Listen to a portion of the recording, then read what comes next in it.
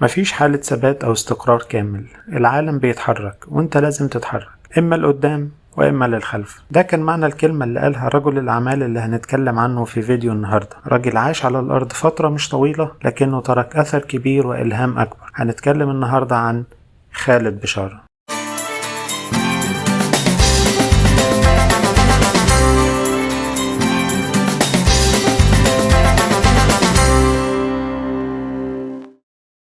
اتولد خالد بشارة في القاهرة سنة 1971 واتخرج من الجامعة الأمريكية بالقاهرة حاصلا على بكالوريوس علوم الكمبيوتر وتخصص فرعي في إدارة الأعمال. بدأ حياته المهنية بتأسيس شركة للبرمجيات اسمها مايكرولاب، لكن التجربة دي ما استمرتش كتير ومع ذلك ما استسلمش. جمع حوالي 1,000,000 جنيه استثمارات من أقاربه ومعارفه وأصدقائه وبدأ مشروعه الحقيقي سنة 1996. أسس شركة اسمها لينك ايجيبت اللي تحول اسمها بعد كده للينك دوت نت.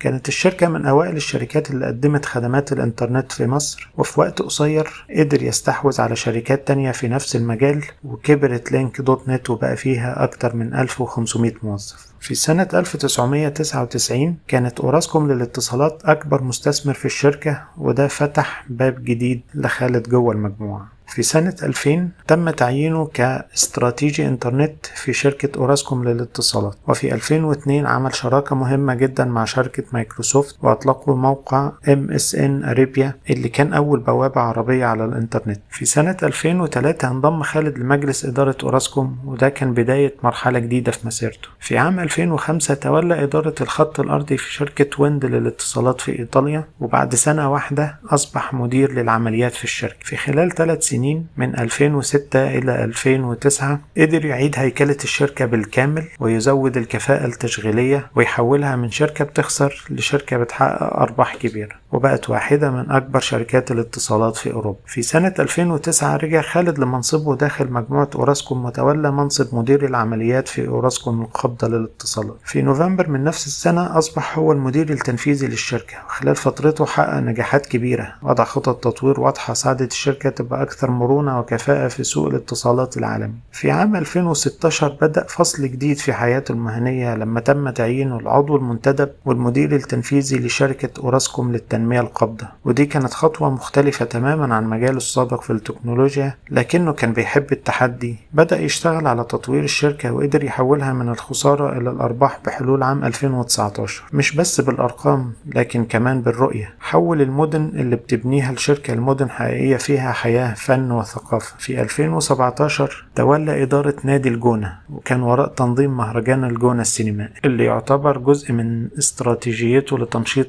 مدينة الجونة وخلق فعاليات على مدار السنة تجذب الناس وتخلي الجونة مدينة حقيقية فيها حياة طول السنة. في صباح يوم 31 يناير 2020 استيقظ أهله وأصدقائه على خبر صعب جدا: وفاة خالد بشارة في حادث سيارة مأساوي. الخبر أصاب ناس كتير بالحزن، موظفين وزمايله وأصدقائه عبروا عن حبهم الكبير ليه على السوشيال ميديا وبكل الطرق الممكنة. رحل خالد بشارة لكنه ترك إرث كبير من الإلهام، وسيرة بتحكي إن النجاح الحقيقي مش في طول العمر لكن في أثر الإنسان اللي بيسيب بصمته ويمشي. لو عجبكم الفيديو ياريت تسيبوا لايك وتابعوني علشان نعرف عن رجال أعمال متميزين أكتر. سلام.